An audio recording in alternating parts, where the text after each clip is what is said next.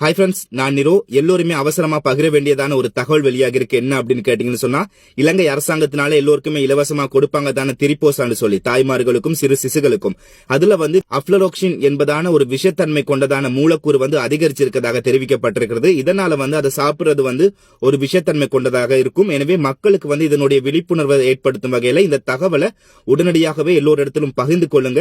இது பற்றி பொது சுகாதார தலைவர் உப்புல் ரோஹன் என்பவர் தெரிவிச்சிருக்கிறார். இதுல விஷத்தன்மை கொண்டது கண்டுபிடிக்கப்பட்டிருக்குன்னு சொல்லி. எனவே மக்கள் இது குறித்து அவதானமா இருங்க. இலவசமா அரசாங்கத்தினால கொடுக்கிறதான ஊட்டச்சத்து ஒன்றுதான் இந்த திரிபோசா என்பது. இதுல விஷத்தன்மை கலந்திருக்கிறது பத்தி தெரிவிச்சிருக்காங்க. எனவே உடனே தயவு செய்து இது பற்றியதான தகவல்களை உங்களுக்கு தெரிஞ்சவங்களுக்கு, சிறு பிள்ளைகள் வச்சிருக்கிறவங்களுக்கு, தாய்மார்களுக்கு பகிர்ந்து கொள்ளுங்க. இது உடனடியாக நிப்பாட்டப்பட வேண்டும். அது மட்டும் இல்லாம கடைகள்ல கூட சிறுவர்களுக்கான உணவுப் பொருட்களை வாங்குறதுல அதுல கூட இந்த அப்ளரோக்சின் அதிகமா இருக்குன்னு சொல்லி கூட சந்தேகம் ஏற்பட்டிருக்கனால அதை கூட பரிசோதிக்க போறோம்னு சொல்லி கூட இந்த உப்புல் ரோகன் என்பவர் தெரிவிச்சிருக்கிறாரு.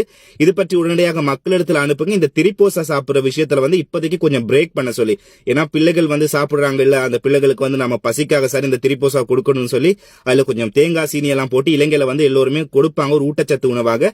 அதை தயவு செய்து இப்பொழுது நீங்க கொஞ்சம் நிறுத்திக் கொள்ளுங்க. அது பற்றியதான முழுமையான தகவல் வெளியானதுமே அது பத்தி நான் உங்களுக்கு வெளியிடுறேன்.